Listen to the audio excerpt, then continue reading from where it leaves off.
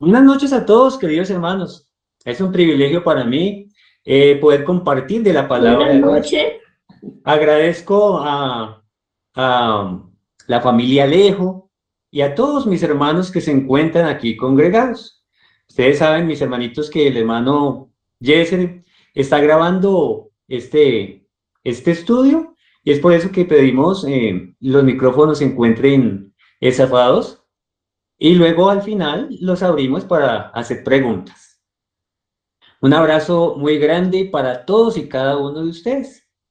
Como les decía, el tema para esta noche lo titulamos Hechizar, dos mujeres con un propósito.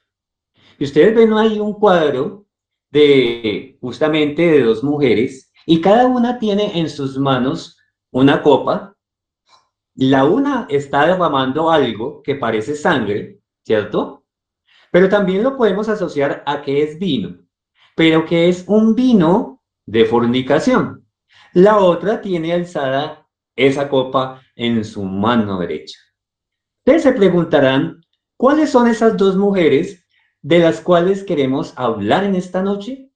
Esas dos mujeres que se parecen tanto son Jezabel y Babilonia. Jezabel y Babilonia. Siguiente diapositiva, por favor. Pregunta, como el título es hechizar, pues debemos saber qué significa hechizar. Hechizar, ejercer un maleficio sobre alguien por medio de prácticas mágicas, seducir o cautivar intensamente a alguien. Y miren, mis hermanos, la palabra que se utiliza, seducir, seducir. ¿Será que esto fue lo que hizo la serpiente en el paraíso? Tal vez quien hizo ese cuadro interpretó muy bien lo que la palabra de Dios dice. Vamos al libro de Génesis, capítulo 3, versículo 1, dice allí, la serpiente era el animal más astuto de todos los que Dios el Señor había creado.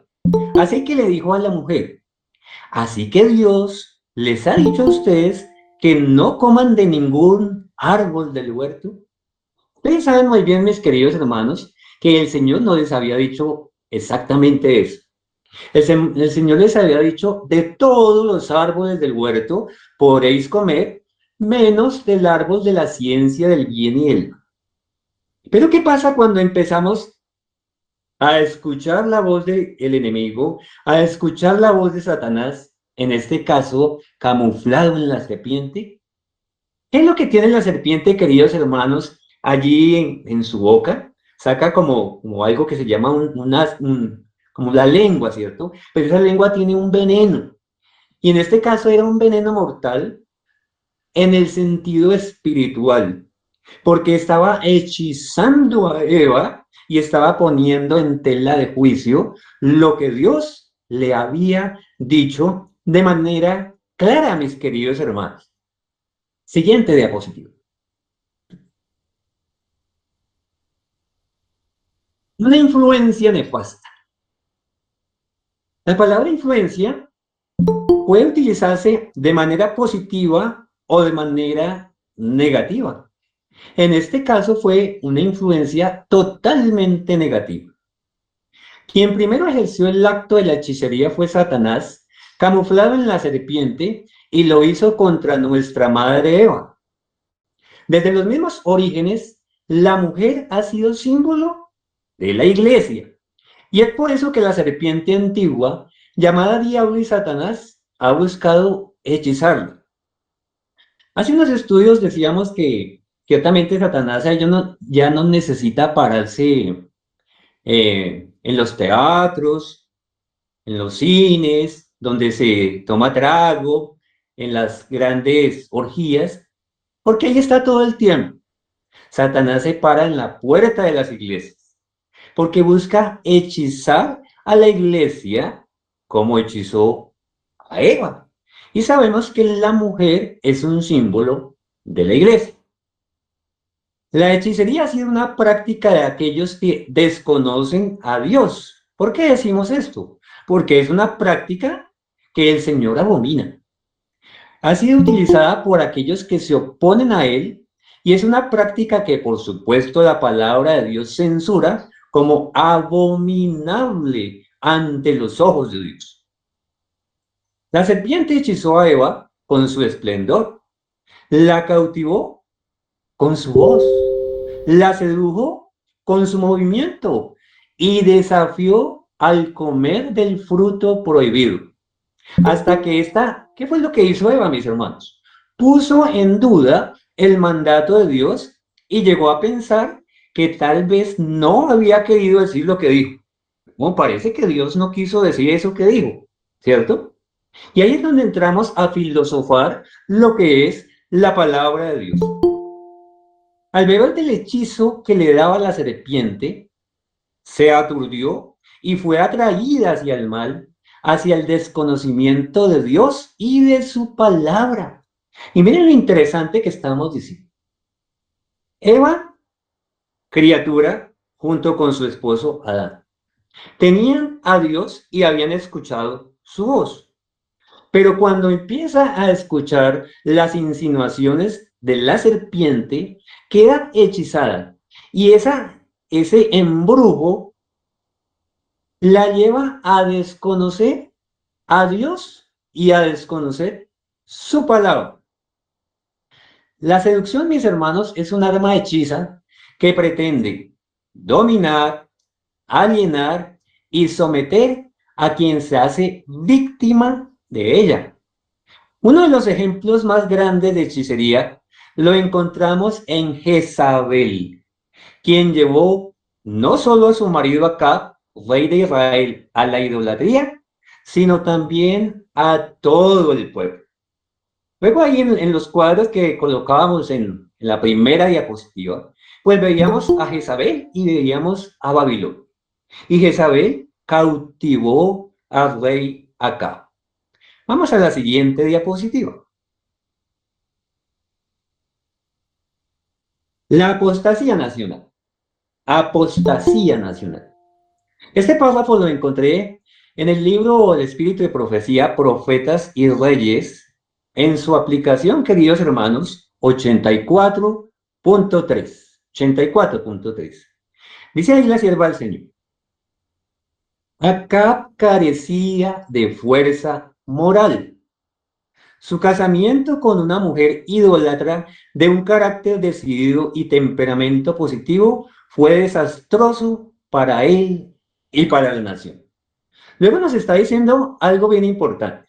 Acab tenía unas características que no eran propiamente de las de un hijo de Dios, pero para completar, se casó con una mujer idólatra. Sabemos que esa mujer se llamaba Jezabel. Como no tenía principios ni elevada norma de conducta, su carácter fue modelado con facilidad por el espíritu resuelto de Jezabel. Miren lo interesante y la contraposición que se coloca allí. Jezabel era una mujer de armas tomar, por decirlo así. Pero acá era un ególatra y fácilmente su mujer lo cautivó, lo hechizó para que él empezara a hacer todo lo que ella, como profeta de Baal, quería que hiciese. Acá tenía una naturaleza egoísta. No le permitía apreciar las misericordias de Dios con Israel, ni sus propias obligaciones como guardián y conductor del pueblo escogido. Sabemos que acá era el rey de Israel. Jezabel, este ya es el comentario. Jezabel es un prototipo de la Babilonia espiritual del tiempo del fin y que se encuentra referenciada en el mensaje del segundo ángel de Apocalipsis 14:8, en el mensaje del cuarto ángel de Apocalipsis 18 y en el mismo capítulo 17. Esto lo vamos a ver más adelante, en donde se la presenta como la madre de las rameras y las abominaciones de la tierra. ¿Cuál es el contexto que estamos viendo aquí, mis hermanos? Que hay una apostasía. Esa apostasía comenzó por acá, que para completar se unió a una mujer idólatra, y esa apostasía, como dice ahí, fue nacional, porque abarcó a todo el pueblo de Israel. Siguiente.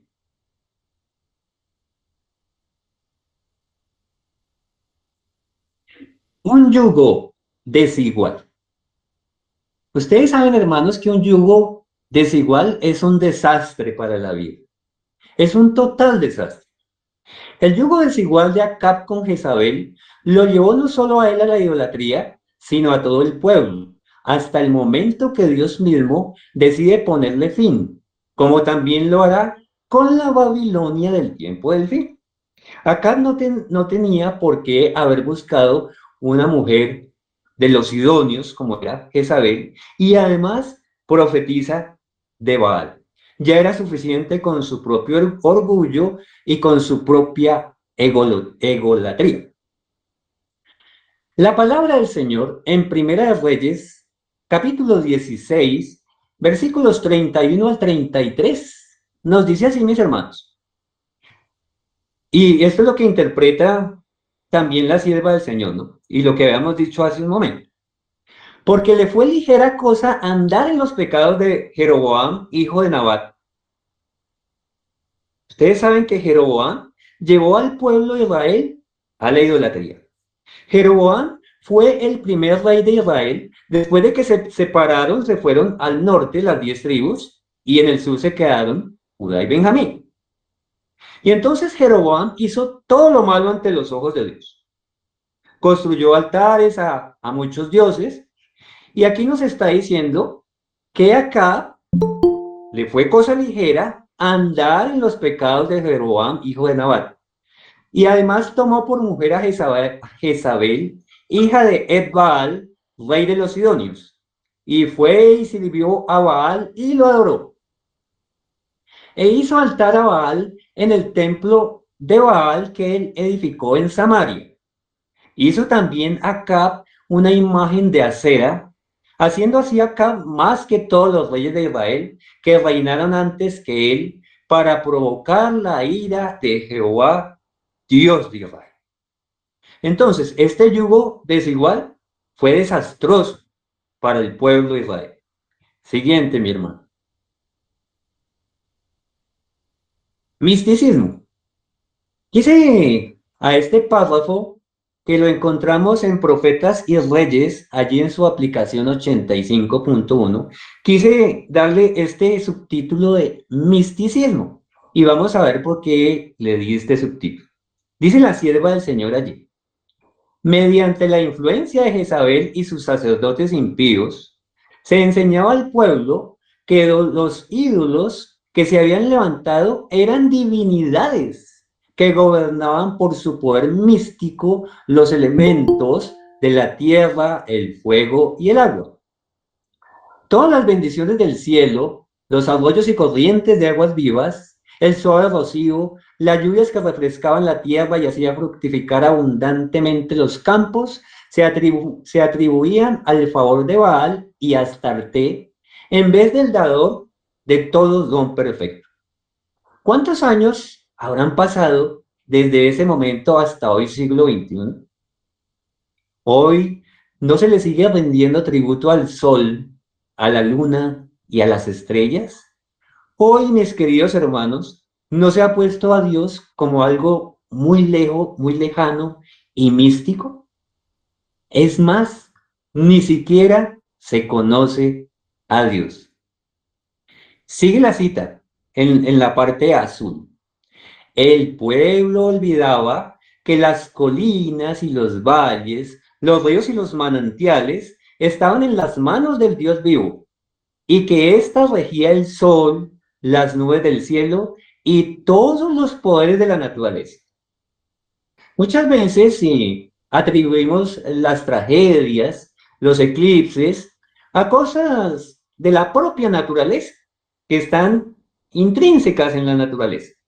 Pero se nos olvida que hay un comandante de toda la naturaleza y que todo se encuentra bajo su control.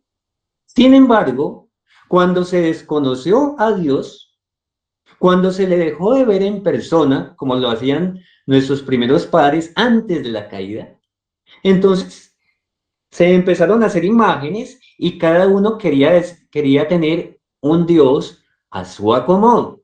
y formarse una imagen de Dios, por cuanto había una pared que ya los había separado del Padre, esa pared llamada pecado, no les permitía volverlo a ver. ¿Y qué querían ellos? Verlo, pero a través de una imagen. Siguiente, siguiente, mi hermano. Una idolatría para amonestar. Aquí vemos a un profeta de Dios. Ustedes saben que era el profeta Elías. Esto lo encontramos en el primer libro de Reyes, capítulo 17, versículos 1 y 2. Dice allí, Elías, un tisbita que vivía en Galaad, fue a decirle a Acab, vive el Señor, Dios de Israel, en cuya presencia estoy, que en los años que vienen no va a llover y ni siquiera va a caer rocío, a menos que yo lo diga. Miren lo interesante. Aquí el profeta de Dios estaba hablando por su propia cuenta o estaba hablando de parte de Dios.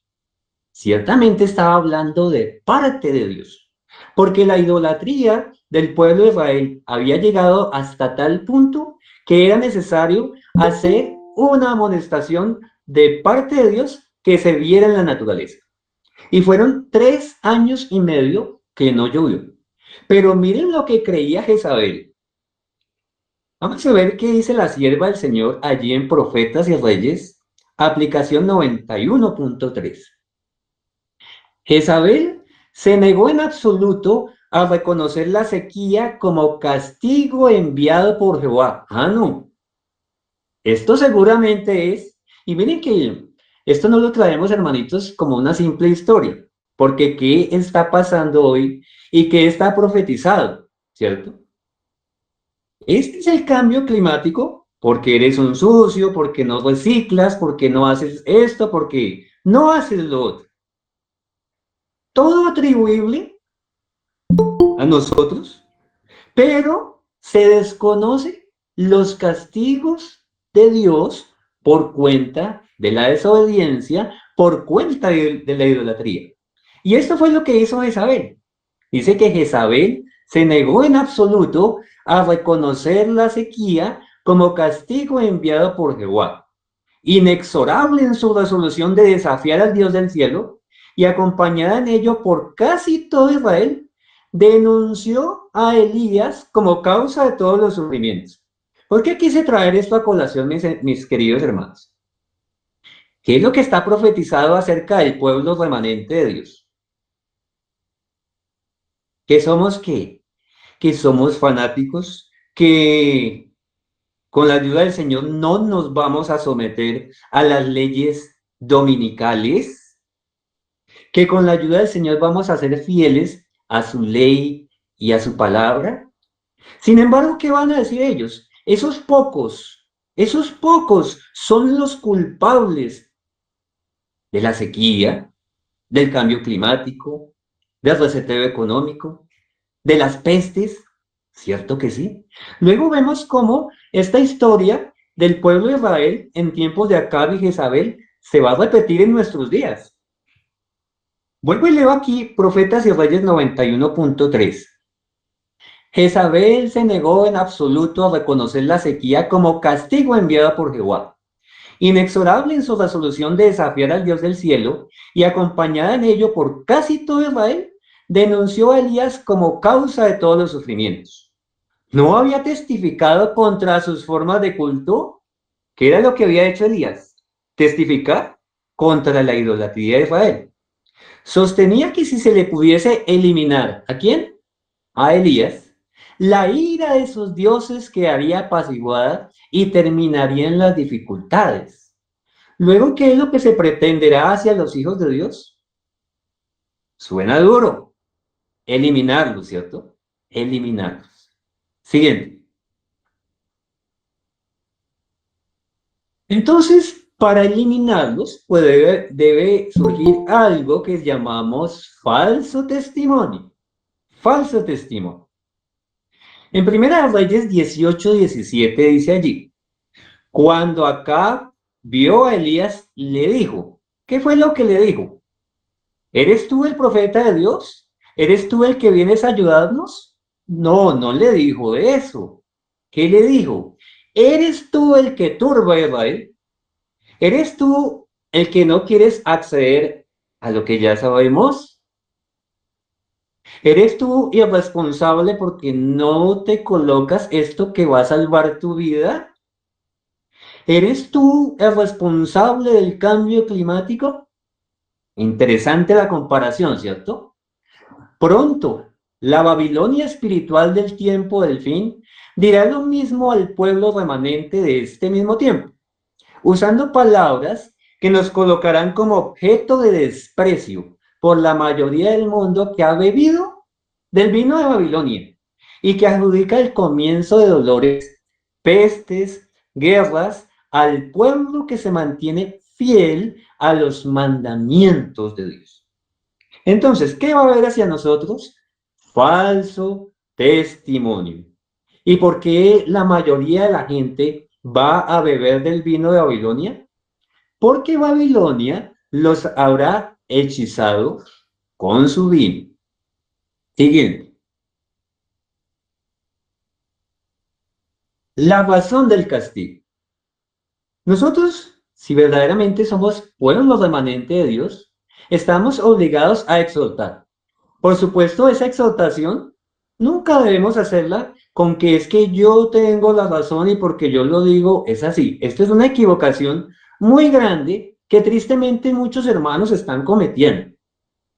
Nosotros debemos exhortar con el amor de Dios, obviamente sin quitarle y sin añadirle a lo que dice la palabra. Al igual que Elías debemos manifestar con poder. ¿Qué manifestó Elías? Versículo 18.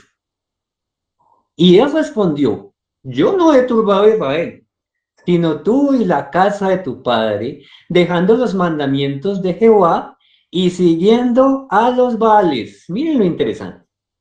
¿Era cierto o no era cierto lo que estaba diciendo Elías? Por supuesto que era cierto. El pueblo de Israel se había ido completamente a la idolatría, había desconocido a Dios y seguía a los Baales. Espíritu de profecía, profetas y reyes, 104.2. El verdadero amor se esfuerza en primer lugar por honrar a Dios y salvar las almas. Es lo que estamos diciendo. Debemos exhortar con amor acerca de no seguir en idolatría. Los que tengan este amor no eludirán la verdad para ahorrarse los resultados desagradables que pueda tener el hablar claro. ¿Tenemos que hablar claro? Por supuesto. Cuando las almas están en peligro, los ministros de Dios no se tendrán en cuenta a sí mismos, sino que pronunciarán las palabras que se les ordenó pronunciar y se negarán a excusar el mal o hallarse paliativos. Vemos cómo tristemente en nuestros púlpitos ya se está excusando el mal. No digan nada para que no se molesten los hermanos y no se vayan, ¿cierto? Pero nosotros no podemos excusar el mal. Debemos exhortar, por supuesto, con un escrito está, y nunca con un a mí me parece, sino con un escrito está, acerca de por qué la feligresía, nuestros hermanos, nuestro pueblo, se está desviando del camino que el Señor nos ha colocado. Siguiente. Temor a último momento.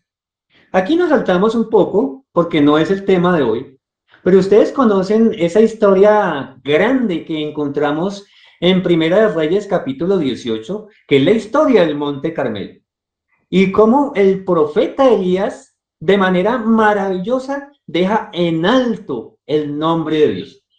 Pero después de esa situación, mis queridos hermanos, el profeta quedó totalmente extenuado.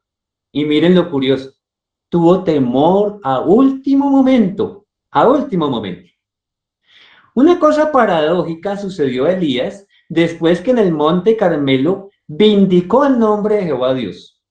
Tuvo miedo de una mujer y huyó de ella para preservar su vida. Tremendo, ¿no?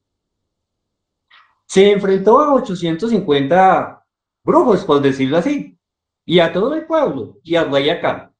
Con ellos se enfrentó, pero tuvo miedo en el último momento cuando sucede lo que vamos a leer acá.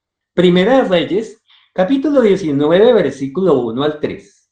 Dice allí: Acab dio a Jezabel la nueva de todo lo que Elías había hecho y de cómo había matado a espada a todos los profetas.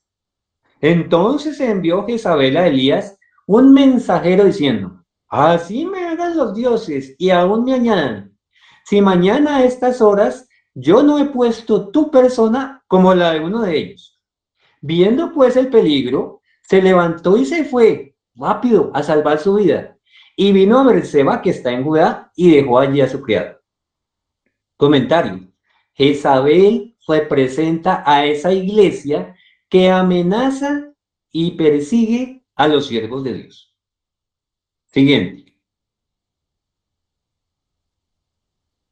Permanecer.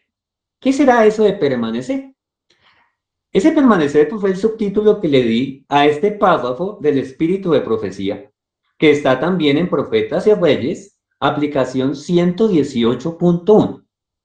Dice allí, comillas: Elías no debía haber huido del puesto que le indicaba el deber.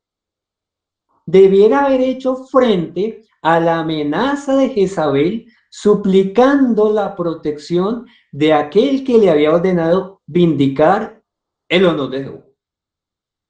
Entonces vemos cómo Elías salió corriendo, pero no era lo que tenía que hacer. Debiera haber dicho al mensajero que el Dios en quien confiaba le protegería del odio de la reina. Solo habían transcurrido algunas horas desde que había presenciado una maravillosa manifestación del poder divino, y esto debiera haberle dado la seguridad de que no sería abandonado. O sea que cuando pasó esto, apenas había terminado la situación en el Monte Carmelo, donde Dios había consumido el sacrificio que había ofrecido Elías. Sigue diciendo la cita: Si hubiese permanecido donde estaba, si hubiese hecho de Dios su refugio y fortaleza y quedado firme por la verdad, habría sido protegido de todo daño. El Señor le habría dado otra señalada victoria, otra como la que tuvo en el Monte Carmelo, enviando sus castigos contra Jezabel. Y la impresión que esto hubiera hecho en el rey y el pueblo habría realizado una gran reforma. Miren, queridos hermanos, cómo esto no lo habíamos analizado, esta última parte. Porque leemos de corrido el versículo 18 y bueno, Elías estaba cansado y se fue y huyó. Pero aquí nos está diciendo la pluma inspirada que si Elías se hubiese quedado, la manifestación de Dios hacia el pueblo había confirmado con un sello todo lo que se hizo en el Monte Carmelo, y tal vez hasta el propio rey Acab había mandado tomar presa a su esposa Jezabel. Interesante, ¿no? Siguiente. Aquí pasamos a otro contexto que tiene que ver con Acab, con Jezabel y con alguien que se llamaba Nabot. Y cuando yo estuve estudiando esto en mi estudio personal me pareció interesantísimo. Una viña codiciada, le coloqué yo ahí. Lo encontramos en el libro de Primera de Reyes, capítulo 21, versículos 1 al 3. Dice ahí: Pasadas estas cosas, aconteció que Nabot de Jezreel tenía allí una viña, junto al palacio de Acab, rey de Samaria. ¿Qué nos está diciendo la palabra? Que tenía una finquita ahí pegadita a la casa del mismo rey. Pero Acab se enamoró de esa finca. Y dice ahí: y Acab habló a Nabot diciendo: Dame tu viña para un huerto de legumbres, porque está cercana a mi casa, y yo te haré por ella otra viña mejor que esta. O si mejor te pareciere, te pagaré su valor en dinero. Y Nabot respondió a Acab: Guárdate, Jehová, de que yo te dé a ti la heredad de mis padres. Aquí tenemos hermanos de nuestros hermanitos del clamor de medianoche de Estados Unidos, hermanitos de Chile, tal vez de Venezuela, no sé, de México, no sé de dónde más hay. En algún tiempo, y pues es triste tener que confesarlo, pero hace un tiempo, aquí en Colombia, ustedes saben que ha habido conflicto armado tanto de derecha como de izquierda, y tanto unos como otros, ¿qué es lo que hacen cuando alguien no les quiere vender su terreno? Simplemente lo matan, lo secuestran y lo matan. Y miren que esto que le pasó a Nabot fue muy parecido. Pregunta, ¿por qué Nabot amaba su viña y no la iba a entregar? La respuesta es, lo dice la palabra, porque era la heredad de sus padres. Bueno, yo tengo una heredad, ¿qué? Pues si me van a pagar, pues la vendo y me compro otra, ¿cierto? Pero miren que no es tan sencillo, porque esa heredad de los padres tiene un símbolo. ¿Cuál es el símbolo, mis hermanos? Porque la palabra tiene en muchas historias literales varios símbolos.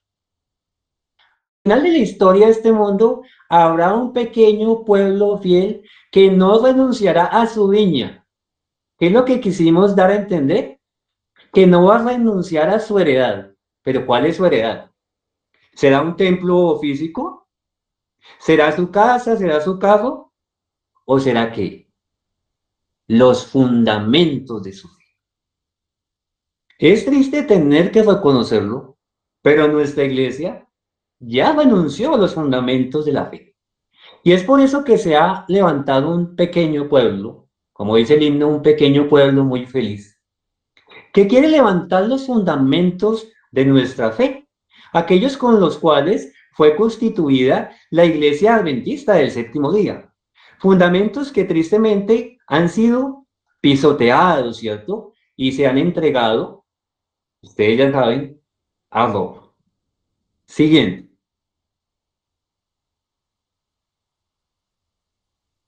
adulación, egolatría. Vamos a ver cuál es la influencia que hace Jezabel sobre acá. Sigue diciendo la palabra de Dios en los versículos 4 al 7.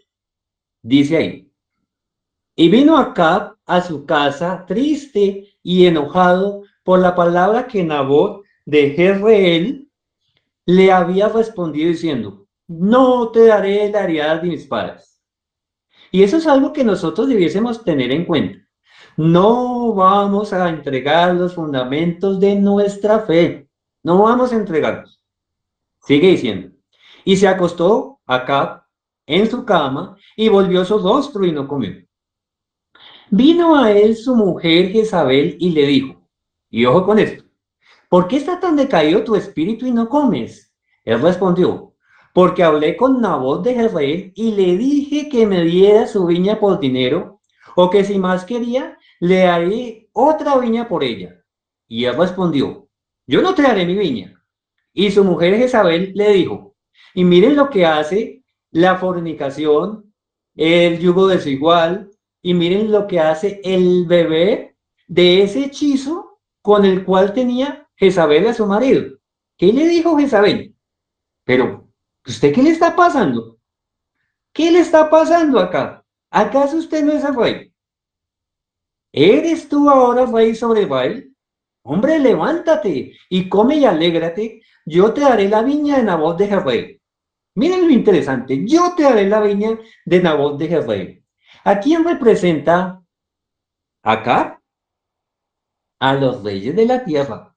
¿A quién representa Jezabel? A Babilonia. A ese poder religioso que se va a imponer al final de los tiempos y que va a manipular a todos los reyes de la tierra. A la malvada Jezabel no le importaba hacer lo que fuera para engrandecer el ego de su marido. Estaba segura de obtener lo que se proponía. El ser adulado como motivo de golatría y precursor de injusticia fue lo que llevó a acá al desastre total, ¿no? Siguiente diapositiva. Testigos falsos. Vamos a ver qué pasó. Dice el mismo capítulo en los versículos 8 al 14. Entonces ella, hablando de Jezabel, escribió cartas en nombre de Acab y las selló con su anillo y las envió a los ancianos y a los principales que moraban en la ciudad con Nabot. Y las cartas que escribió decían así: proclamad ayuno y poned a Nabot delante del pueblo. Pregunta: ¿quién escribió las cartas? ¿Acab? No, las escribió Jezabel, pero tomó el anillo de su marido. Y esto tiene un símbolo, por supuesto, que es lo mismo que va a hacer Babilonia con los reyes de la tierra. A tal manipulación llegará. Vuelvo y leo. Y las cartas que escribió decían así: proclamad ayuno y poner a Nabot delante del pueblo, y poner a dos hombres perversos delante de él, que atestiguen contra él y digan. ¿Qué es lo que van a decir esos dos hombres mentirosos perversos? Tú has blasfemado a Dios y al rey. Hermanos, fuera con ustedes. Ustedes no creen en el Espíritu Santo. Miren el testimonio falso. ¿No hemos escuchado esto en nuestra propia iglesia?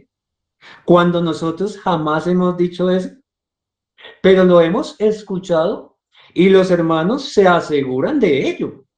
Y entonces, si se aseguran de ello, es porque han bebido el vino de Babilonia, porque han bebido de ese potaje, han sido hechizados, porque nosotros no hemos dicho eso. Sigue aquí diciendo: tú has blasfemado a Dios y al rey. Falso, ¿cierto? Porque él no había hecho eso. Y entonces sacadlo y apedreadlo para que muera. Y los de la ciudad, los ancianos y los principales que moraban en su ciudad, hicieron como Jezabel les mandó, conforme al escrito en las cartas que ella les había enviado. Y promulgaron ayuno y pusieron a Nabot delante del pueblo. Vinieron entonces dos hombres perversos y se sentaron delante de él. Y aquellos hombres perversos atestiguaron contra Nabot delante del pueblo, diciendo: Nabot ha blasfemado a Dios y al rey. Y lo llevaron fuera de la ciudad y lo apedrearon y murió. Después enviaron a decir a Jezabel: Nabot ha sido apedreado y ha muerto. Miren hasta dónde llega la maldad por haber sido hechizados, por haber bebido del vino de Babilonia. Siguiente. Y emborráchate y acusa. Acusa. Ustedes ven allí que, pues, que este servidor ha colocado algunos subtítulos, porque es necesario dar el contexto, ¿no? Babilonia buscará la adoración del mundo y el mundo se le postrará. Apocalipsis 13:4 dice la palabra del Señor. Y adoraron al dragón que había dado autoridad a la bestia, y también a la bestia decían: ¿quién puede compararse a la bestia? ¿Quién podrá luchar contra ella? Las acusaciones por no postrarse ante la bestia y a su imagen.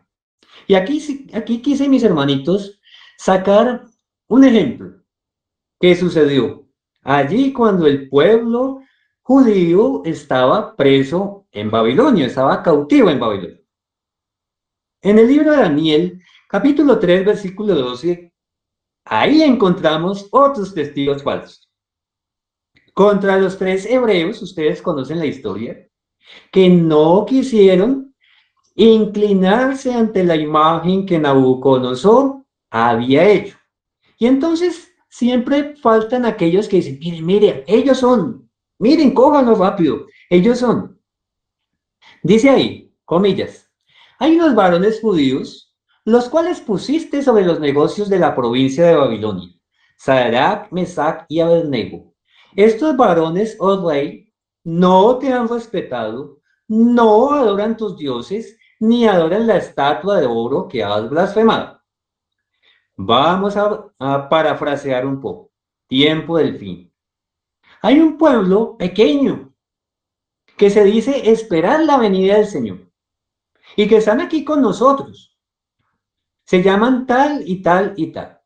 Y ellos no te respetan, no te respetan, gran príncipe, nuestro Dios. No adoran a tus dioses, no se inclinan ante el domingo porque ellos tienen otro día, ellos dicen guardar el sábado, y tampoco adoran la estatua que das levanta. Y entonces, en ese hechizo, como están todos embriagados de ese potaje, por decirlo así, pues nos van a acusar, porque están borrachos.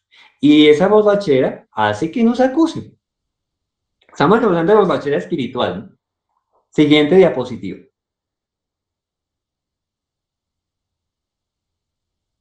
Babilonia chantajea. Apocalipsis 13, 16 y 17. Dice allí. Además hizo que a todos, grandes y pequeños, ricos y pobres, libres y esclavos, se les pusiera una marca en la mano derecha o en la frente y que nadie pudiera comprar ni vender si no tenía la marca o el nombre de la bestia o el número de su nombre. Y es muy interesante que nosotros comprendamos la palabra de su contexto, porque si leyésemos todo Apocalipsis 13, vemos que ahí aparecen dos bestias, una que sale del mar y una que sale de la tierra. Como la que sale del mar ya no tiene el suficiente poder para, para imponer sus hechicerías, por decirlo así, viene otra bestia que sale de la tierra y que simboliza el poder civil, pero que dice que va a ser imagen de la primera bestia. Luego, aquí vemos la unión de la iglesia y el Estado. Dos bestias, ¿cierto? Que se unen para imponer esto. La segunda bestia le hace imagen a la primera. ¿Cuál es esa imagen que le hace? Un falso día de reposo. Sigue diciendo, vuelvo a leer. Además hizo que a todos, grandes y pequeños, ricos y pobres, libres y esclavos, se les pusiera una marca en la mano derecha o en la frente y que nadie pudiera comprar ni vender si no tenía la marca o el nombre de la bestia o el número de su nombre. Quienes no quieran vender su viña, aquí quise traerlo de Nabot, o sea, sus fundamentos, su fe, quienes no vendan su conciencia, su heredad, al final de los tiempos recibirán sobre sí un decreto de muerte. La Babilonia del tiempo del fin, como la malvada profetisa Jezabel, han ejercido hechicería y han dado de beber vino de aturdimiento para perder el conocimiento de Dios. Y no es curioso, mis queridos hermanos, lo que está pasando en nuestros mismos grupos de la deidad. En primer lugar, nuestros hermanitos que amamos, porque les amamos, son nuestra iglesia. Pero ellos aseguran que Dios es una composición de tres personas. Dios el Padre, Dios el Hijo y Dios el Espíritu Santo. Eso es tritaísmo. Algunos de nuestros hermanos de la deidad han quitado el Dios Espíritu Santo, pero han dejado Dios el Padre y Dios el Hijo. Sin embargo, la palabra de Dios nos habla claramente acerca de quién es Dios. Y en la declaración de Cristo Jesús, vemos ciertamente allá en Juan 17:3, ¿en qué es que consiste la vida eterna? Esta es la vida eterna, que te conozcan a ti, el único Dios verdadero, y a Jesucristo a quien has enviado. Luego, si Cristo mismo lo dice, ¿por qué empezamos a decir como Eva? Tal vez él no quiso decir eso. Tal vez él, por pasar por humilde, no se mostraba así como el Dios Altísimo. Pero sabemos muy bien, queridos hermanos, que Cristo es el Hijo de Dios. Y eso no lo hace más pequeño que Dios. Porque lo adoramos, porque Él es la imagen del Dios verdadero. Porque en Él habita la plenitud de la deidad. Luego, ¿qué es lo que está haciendo Babilonia? No todos se emborrachan de la misma manera, pero con poquito de licor poco a poco se va perdiendo el conocimiento de Dios, mis queridos hermanos. Siguiente diapositiva. Sentencia contra el hechicero. Primera de Reyes 21:19 dice así, y le hablarás diciendo, así ha dicho Jehová, ¿no mataste y también has despojado? Y volverás a hablarle diciendo, así ha dicho Jehová, en el mismo lugar donde lamieron los perros la sangre de Nabot, los perros lamerán también tu sangre, tu misma sangre. Y vemos que eso le sucedió al final a la malvada Jezabel. Fue botada ya por una ventana y los perros la destrozaron completamente. Apocalipsis 18, 8 y 9. Vamos a hablar de la otra hechicera, de Babilonia. Dice allí, por lo cual en un solo día vendrán sus plagas, muerte, llanto y hambre, y será quemada con fuego, porque poderoso es Dios el Señor que la juzga. Y los reyes de la tierra que han fornicado con ella, y con ella han vivido en deleites, llorarán y harán lamentación sobre ella cuando vean el humo de su incendio. Por eso quisimos traer dos mujeres con un mismo propósito, hechizar. La una literal, Jezabel, la otra escatológica, Babilonia. Pero ambas lo que hacen es hechizar al mundo entero para que se pierda que el conocimiento de Dios. Siguiente. Potajes que embotan. Potajes que embotan. Esto es hechicería. Babilonia como Jezabel utiliza la hechicería, farmaquía, programación neurolingüística, para fornicar con los reyes de la tierra y su mercadería. Ustedes ya saben qué pasó hace 3, 4 años ya casi en el mundo entero, ¿no? El mundo entero fue envuelto en este engaño. Su embrujo consiste en llevar a adorar a toda cosa inmunda y aborrecida. Apocalipsis 18, 1 al 3 dice así. Después de esto vi a otro ángel descender del cielo con gran poder, y la tierra fue alumbrada con su gloria. Y clamó con voz potente diciendo, ha caído la gran Babilonia, y se ha hecho habitación de demonios, y guarida de todo espíritu inmundo, y albergue de toda ave inmunda y aborrecible porque los reyes de la tierra han fornicado con ella. Pregunta, ¿en qué han fornicado? Espiritualmente. Y los mercaderes de la tierra se han enriquecido de la potencia de sus deleites. Volviendo a hablar de este engaño, quienes más ganaron fueron las farmacias, ¿cierto? Las farmacéuticas.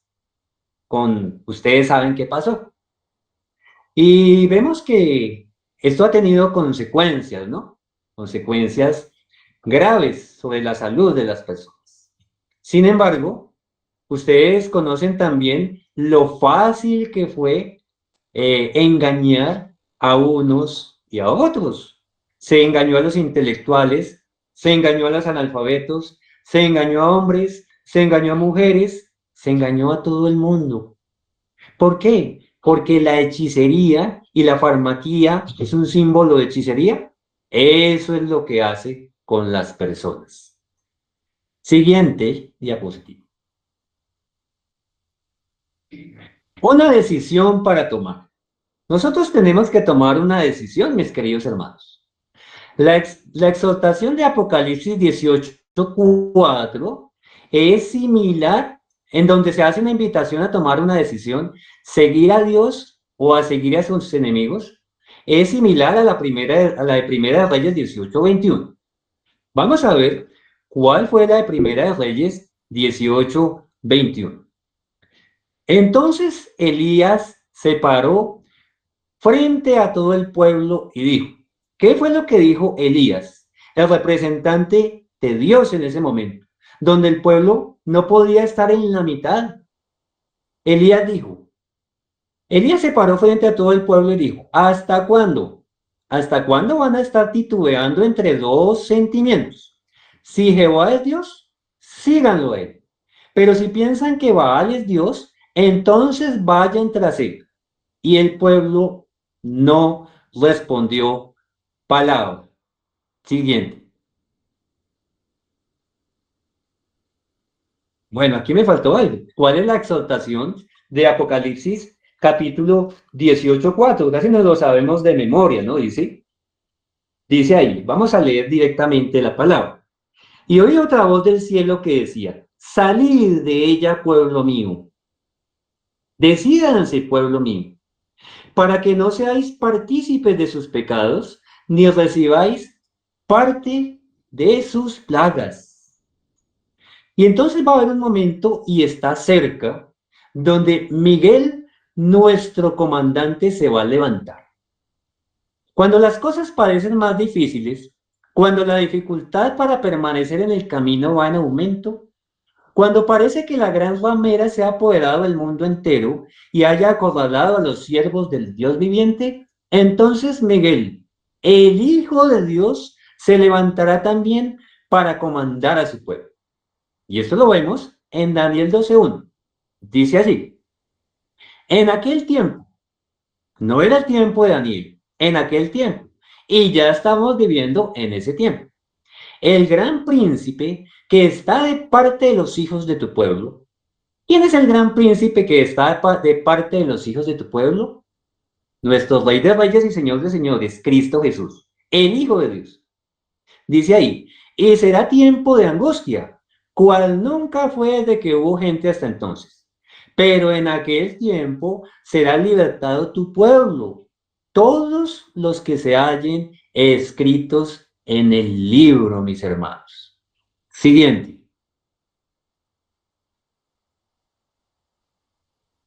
Un mensaje de verdad presente. Un mensaje de verdad presente. Apocalipsis 14:8. Otro ángel le siguió diciendo, ha caído Babilonia, la gran ciudad, porque ha hecho beber a todas las naciones del vino del furor de su fornicación. ¿Qué fue lo que hizo Jezabel con Israel? Hizo beber a todo el pueblo de su fornicación. ¿Qué es lo que hace la Babilonia del tiempo del fin? Nos da a beber de todo tipo de doctrinas. Los bebedizos, mis hermanos, están asociados a la brujería o a la hechicería. Es por eso que no en vano, en el mensaje del segundo ángel, se menciona que Babilonia ha dado de beber al mundo entero del vino del furor de su fornicación. La fornicación que aquí se describe abarca y va más allá, perdón, la fornicación que aquí se describe abarca y va más allá de la depravación sexual que se ve en nuestros días. ¿Estamos viendo depravación sexual? Claro que sí, pero abarca mucho más que eso. La fornicación espiritual con doctrinas espurias ha embriagado de tal manera al mundo que el mundo ha perdido el conocimiento del verdadero Dios y de su Hijo Cristo Jesús, nuestro único y suficiente Salvador. Y es por eso que no se concibe a Cristo como un hijo literal en los tiempos de la eternidad, y un hijo que volvió a ser hijo en el vientre de María, tomando la naturaleza humana. Pero debemos entender que ya era hijo, que era el mismo ángel de Jehová, que era este Miguel que se le presentó a Daniel, que era el comandante de las huestes celestiales, el Hijo de Dios. Siguiente.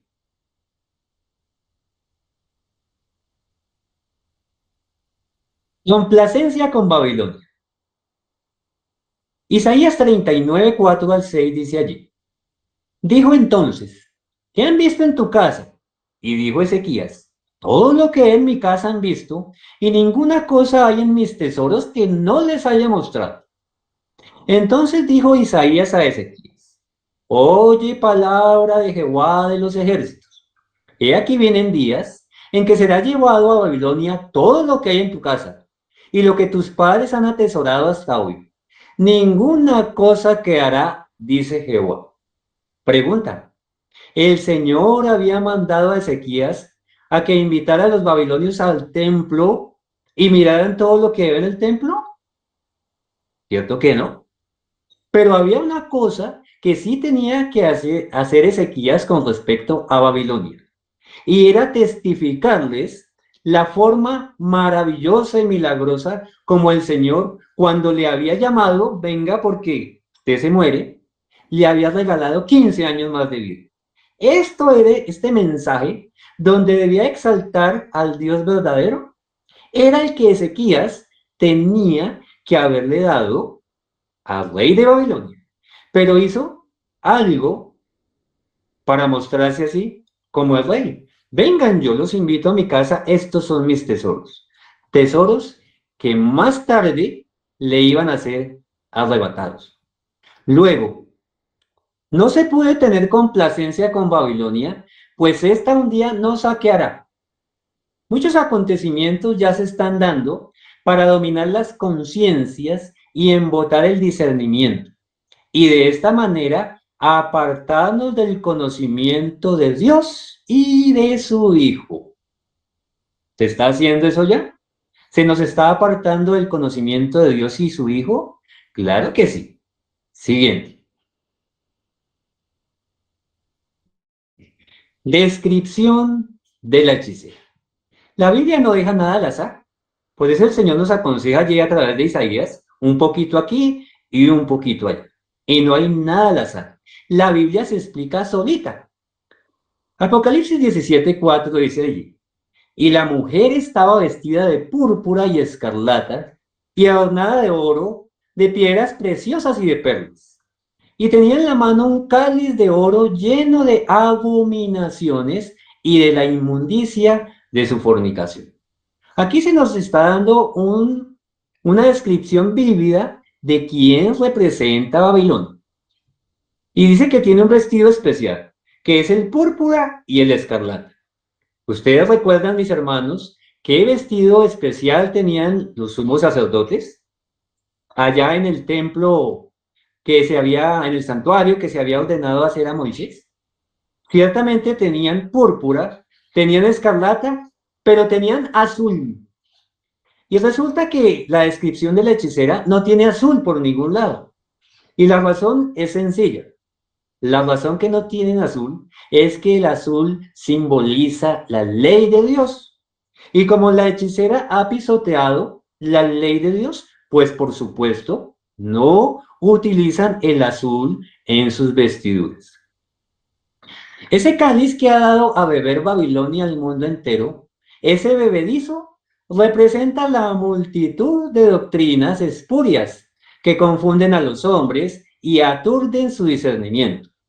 Ese aturdimiento está ligado, ojo con esto, ¿a qué está ligado? A la doctrina misterio, mis hermanos. ¿Cuál es la doctrina misterio? La doctrina misterio, mis hermanos, es aquella que te dice, tú tienes que creer que Dios está compuesto por tres personas. Y si nosotros rechazamos la palabra, ponemos en duda lo que dice el apóstol Pablo, pues para nosotros, sin embargo, solo hay un Dios, el Padre, del cual provienen todas las cosas, y un Hijo, por medio del cual son todas las cosas, nuestro Señor Jesucristo. Pues simplemente vamos a caer en esa telaraña de la doctrina misterio para que no conozcamos Dios y a su Hijo. Porque esto es lo que hace la doctrina misterio. Porque el enemigo de Dios no quiere que conozcamos a Dios. Ahora, si estamos esperando al Señor, a nuestro Señor Jesucristo, ¿debemos conocerlo o no debemos conocerlo? El Señor en Mateo 24, no lo tengo aquí, y ya por el tiempo no lo vamos a leer, pero nos advierte que vendrán falsos cristos y falsos profetas. Luego, si no conocemos al Hijo de Dios, nos vamos a dejar engañar por cualquiera. Luego es importante, en primer lugar, el conocimiento y no beber del vino de la Babilonia espiritual. Siguiente, hermanito. Yes. ¿Cuál es la doctrina misterio? Apocalipsis 17:5. Dice allí, y en su frente un nombre escrito, un misterio, Babilonia la grande, la madre de las rameras y las abominaciones de la tierra. Un misterio. Pregunta, ¿en qué consiste la vida eterna? En conocer a Dios y en conocer a su Hijo. Apocalipsis 17:3, Primera de Corintios 8:6, las cartas, la primera carta del apóstol Juan lo dice también muy bien. Entonces, el conocimiento es contrario al misterio, es lo opuesto al misterio. La vida eterna, que consiste en el conocimiento, es lo opuesto a confusión y muerte, porque Babilonia es confusión y lleva a la muerte. Y Cristo, por supuesto, es opuesto a Satanás. Y ahí podemos entender por qué la sierva del Señor, allí en su libro El conflicto de los siglos, cuyo título original es La gran controversia entre Cristo y Satanás, ella entendió muy bien que los celos de la primera criatura, Lucifer, fueron contra el Hijo de Dios. El vino de Babilonia, ese potaje o hechizo que embota los sentidos y hace perder el conocimiento del único Dios verdadero y de su Hijo, Jesucristo, está diluido en la doctrina misterio y su efecto es mortal, mortal. Nosotros sabemos, hermanos, como adventistas del séptimo día, que el sábado, pues es la señal externa, ¿cierto?, de que seguimos al verdadero Dios. Pero la pregunta sería, ¿los hebreos no guardan el sábado? ¿Los israelitas de hoy no guardan el sábado también? La pregunta es, ¿todos los israelitas de hoy han reconocido a Cristo como el Hijo de Dios? ¿Cierto que no? Luego hay algo que está por debajo, ¿cierto?, del mismo mandamiento del sábado y que va a llevar seguramente a quienes no conocen a Dios y a su Hijo a guardar un sábado espurio. Porque de nada nos sirve guardar el sábado si no conocemos al Señor del sábado. Y es por eso que no lo tengo aquí, pero el Señor cuando estaba allí con sus discípulos y les preguntó, ¿quiénes dicen los fariseos que soy yo? ¿Quiénes dice el pueblo? Unos decían un profeta, bueno, un gran hombre. Y entonces le pregunta a Pedro, ¿qué le pregunta a Pedro? ¿Y tú quién crees que soy yo? ¿Quién dices tú que soy yo? Y Pedro le dice con absoluta seguridad, tú eres el Cristo, el Hijo de Dios. Y eso es importante, mis hermanos, para no dejarnos engañar. Y hay una bienaventuranza que el mismo Señor le dijo a Pedro, bienaventurado eres Pedro, porque no te lo reveló ni José Sánchez ni los hermanos del clamor de medianoche, sino te lo reveló mi Padre que está en los cielos. Luego el conocimiento del Padre y del Hijo es vital para no beber del vino de Babilonia. Ese potaje o hechizo que embota los sentidos y hace perder el conocimiento del único Dios verdadero y de su Hijo, Jesucristo. Esa doctrina de misterio está diluyendo todo lo demás. Siguiente diapositiva, hermanitos, vamos al final. Siguiente. Un vino que inhibe la justicia. Y aquí encontré en el deseado de todas las gentes lo que dice la hermana Juárez. Lo que escribe allí la hermanita Juan. Encarcelamiento y muerte de Juan se titula ese capítulo. Y tomé este párrafo que está en la aplicación 194.1. Cuán a menudo ha sido sacrificada la vida de los inocentes por la intemperancia de los que debieran haber sido guardianes de la justicia. Y aquí se va a referir a Herodes. El que lleva a sus labios la copa embriagante se hace responsable de toda la injusticia que pueda cometer bajo su poder embotado. Luego, si tomamos vino y nos aturdimos y nos han puesto en un puesto de donde tenemos que impartir justicia o tomar decisiones, pero estamos borrachos, imagínense, mis queridos hermanos, cuáles decisiones vamos a tomar. No serán ciertamente las mejores. Entonces, el que lleva a sus labios la copa embriagante se hace responsable de toda la injusticia que pueda cometer bajo su poder embotador. Al adormecer los sentidos, se incapacita para juzgar serenamente o para tener una clara percepción de lo bueno y de lo malo. Prepara el terreno para que por su medio Satanás oprima y destruya al inocente. Dice la palabra de Dios: el vino es escarnecedor, la cerveza alborotadora, y cualquiera que por ello errare no será salvo. Por esta causa, la justicia se puso lejos, y el que se apartó del mal fue puesto en presa. Los que tienen jurisdicción sobre la vida de sus semejantes deberían ser tenidos por culpables de un crimen cuando se entregan a la intemperancia. Todos los que aplican las leyes deben ser observadores de ellas, porque yo no puedo aplicar una ley y yo mismo la transgredo. Deben ser hombres que ejerzan dominio propio.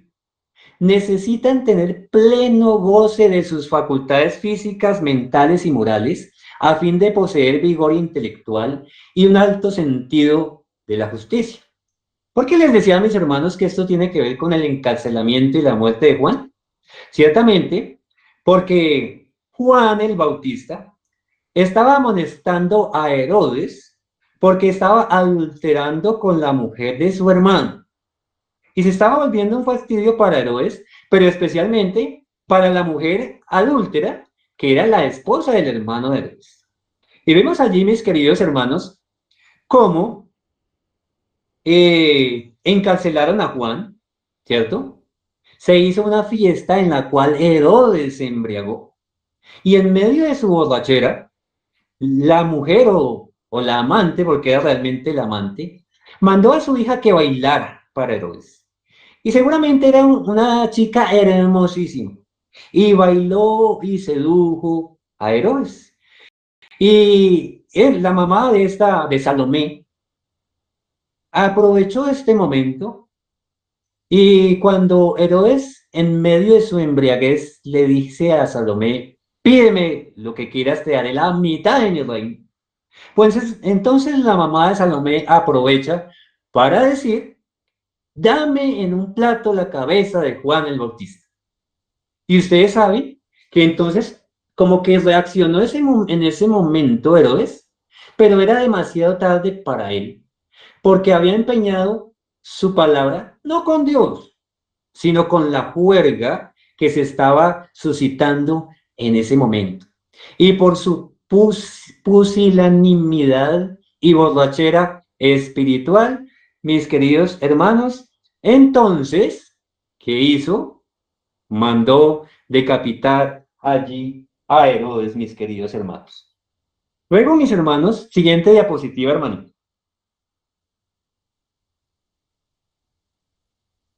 Siguiente diapositiva. A ver, permítanme en un momento porque se me está agotando la batería. Dice, seducción mortal. Apocalipsis capítulo 2, versículo 20. Dice allí: pero tengo unas pocas cosas contra ti, que toleras que esa mujer Jezabel, que se dice profetiza, enseñe y seduzca a mis siervos a fornicar y a comer cosas sacrificadas a los ídolos. Entonces, ¿qué era lo que hacía la malvada Jezabel? Enseñó a todo el pueblo a comer cosas sacrificadas a los ídolos. Luego, mis queridos hermanos, ¿qué significará eso de comer cosas sacrificadas a los ídolos?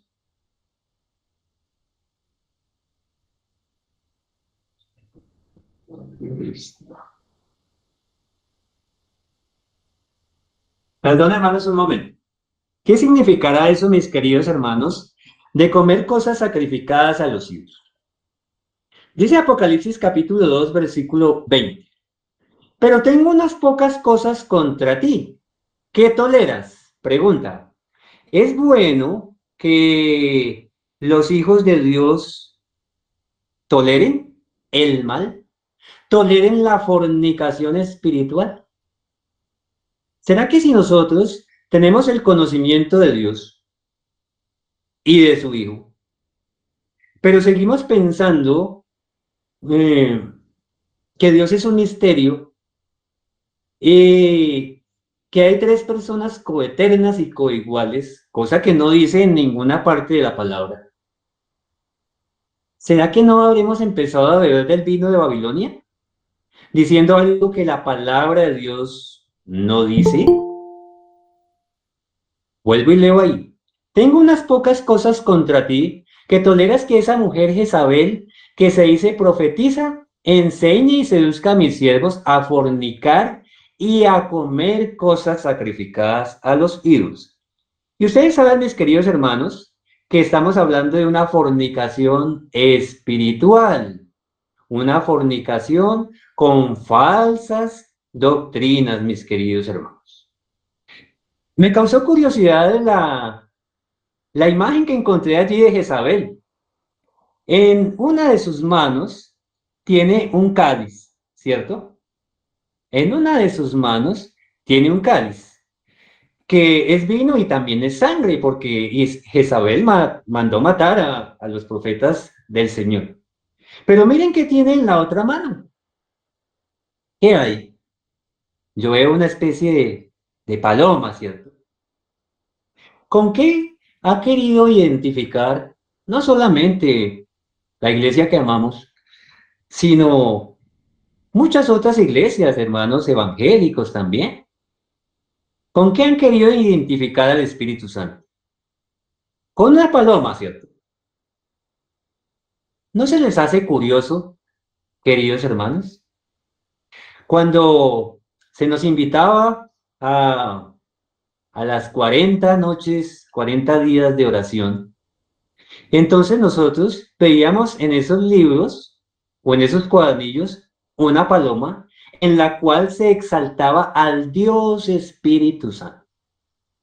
Ya el Padre no aparecía por ninguna parte, el Hijo por ahí en algunas ocasiones, pero lo que se exaltaba era al Dios Espíritu Santo. ¿Será que esto no es beber del vino de Babilonia? Ahora, y para que no se entienda mal, no estamos diciendo que nosotros no creemos en el Espíritu Santo, porque sí creemos en el Espíritu Santo, pero tal y como lo muestra la palabra, ¿cierto? Porque el Señor es el Espíritu, y donde está el Espíritu del Señor, allí hay libertad. Allí no hay más misterios. Siguiente diapositiva. No bebas de su vino. Esta es la exhortación. Jezabel y Babilonia son dos mujeres con un mismo propósito: hacer beber del vino de fornicación espiritual en contravía de la obediencia a Dios y en franca oposición a sus mandamientos. Son el símbolo de la idolatría. Por eso, no bebas de su vino. Bueno, mis queridos hermanos, este era el tema que quería traerles en esta noche de reflexión, porque estamos viviendo ciertamente situaciones bastante difíciles, ¿no? Y el enemigo de Dios, sabiendo que le queda poco tiempo, ¿qué es lo que hace? Confundir las mentes, mis hermanos, y que nosotros perdamos de vista el conocimiento del único Dios verdadero y de su Hijo, nuestro Señor Jesucristo, nuestro Salvador, el que dio su vida por cada uno de nosotros. Bueno, hermanito Jesse, ¿oramos y preguntas? Oh.